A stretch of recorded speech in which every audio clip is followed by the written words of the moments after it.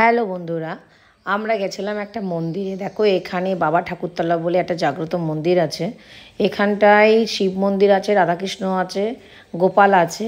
এবং এখানটায় যে প্রোগ্রামটা হচ্ছিল সেটা হচ্ছে রাধাকৃষ্ণ ঝুলন প্রক্রিয়ার মতো। সেটা পয়লা বৈশাখে গেছিলাম, অবশ্য ভিডিওটা দেরিতে আপলোড করলাম, এডিট করা ছিল না বলে এখন দেরিতে এডিট করে এটাকে আপলোড করছি।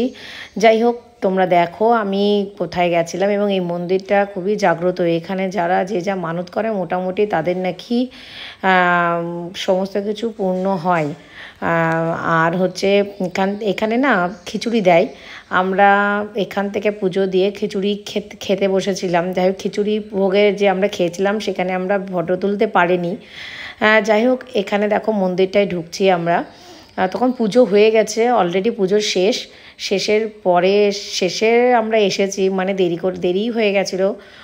কীর্তনের সময় আমরা এখানে ছিলাম না। তারপরে দেখো একটু প্রণাম করলাম, প্রণাম করে এখান থেকে বেরিয়ে তারপরে আমরা বাইরে গেছিলাম। যাই ভক্তিভরে প্রণাম করার চেষ্টা করলাম। জানি না ভগবান আদৌ আমার কথা শুনতে পারছিল কি না। যাই হোক, তবুও আমার মনের কথা তো আমি বললাম।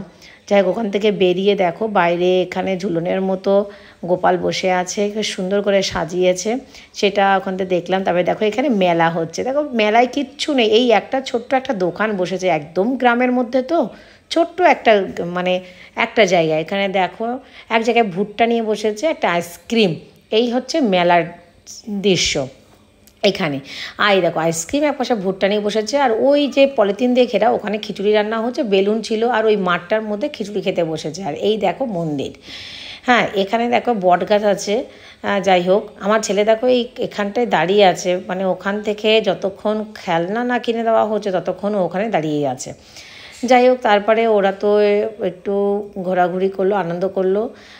তারপরে আমিও খুব এনজয় করেছি, ঘুরেছি, একটু আনন্দই করলাম।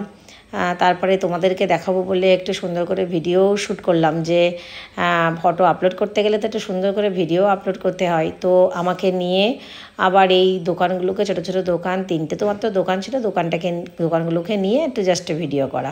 যাই হোক, বাই বন্ধুরা, অনেক দিন পর একটা ভিডিও আপলোড দিলাম, তোমরা পাশে থেকো।